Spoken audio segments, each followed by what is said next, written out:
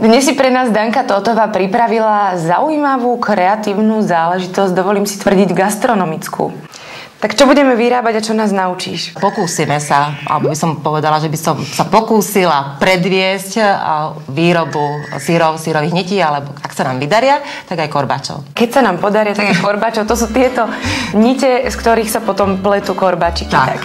Na syrové korbáče budete potrebovať nepasterizované mlieko, hrniec s vodou, syridlo, soľ na slaný nálev a cedník s gázou.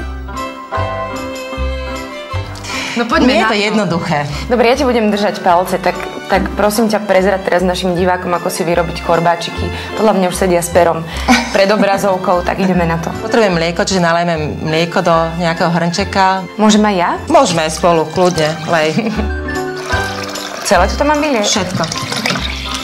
Ďalej?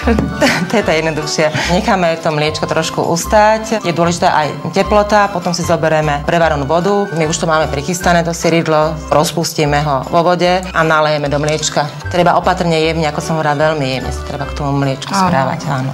Nalejeme syridlo, zamiešame. Jemne? Nie, určite nie šľahať. To len pripomínam. Určite nie šľahať a necháme ho odpočívať. Ako dlho to nechávame odstáť? Záleží od vonkajšej teploty. Niekedy už po 30 minútach aj 2 hodiny trvá. Keď sa nám zrazí to mlieko skôr ako 30 minút, nebude to dobré. Čiže od 30 minút vyššie. No, nám sa tu stal taký zázrak. Za tento čas sa nám tu niečo udialo. Čo to je? Potom pridanie syridla do toho mlieka, tak sa nám vytvorila syrenina. Môžeme začať krájať. Môžeme začať krájať? Musíme oddeliť syrovátku od syreniny. Tí, čo sú naozaj fachmani, používajú takú harfu, ale my si pomôžeme aj nožikom. Ja ti vôbec nerozumiem, ale to je ako taký puding.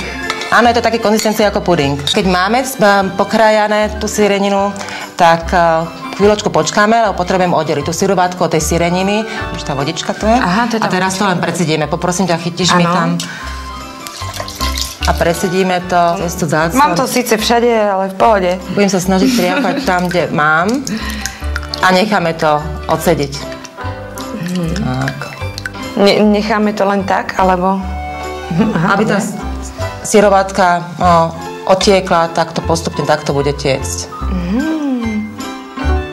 My sme dnes úplne zázračné, pretože my tu už máme sír, ktorý vznikol tým, že odkapkala syrovátka. Odkrojeme si kúsok z toho nášho urobeného syra, dáme to do teplej vody, dala som si tam ten cedník, lebo už keď ma naozaj pália ruky a prsty, tak to len jednoducho aj s tým syrom vyberiem. A potom už keď teda predýcham to, tak vložím naspäť ten cedník a ťahám.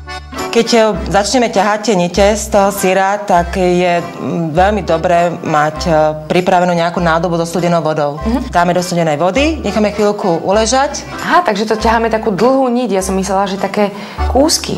Ja som počula, že niektoré dokážu aj 20-metrové naťahať nite a potom to nejakú doštičku, špulku namotajú, odrežu a potom z toho robia také rovnaké kúsky. No ja ti gratulujem, Dani. Naozaj to ešte nie je úplne profi, ale ja vidím v tebe budúcnosť, čo sa tohto týka. Jednoznačne. Ako docielime, že je to potom slané? Keď to máme trošku ustálené v studenej tejto vode, tak urobíme si nejaký slaný nálev. Soľ, obyčajnú soľ kuchynskú. Tak stačí to len na chvíľočku ponoriť do toho slaného nálevu. No, môžem ochutnať tvoj výtvor? Samozrejme. Môžem si to akože odtrhnúť? Áno. Dobre. Bože, Dani. Fantázia. Ty robíš také nite syrové. Ďakujem ti veľmi pekne. Myslím, že naši diváci sú nadšení minimálne tak ako ja.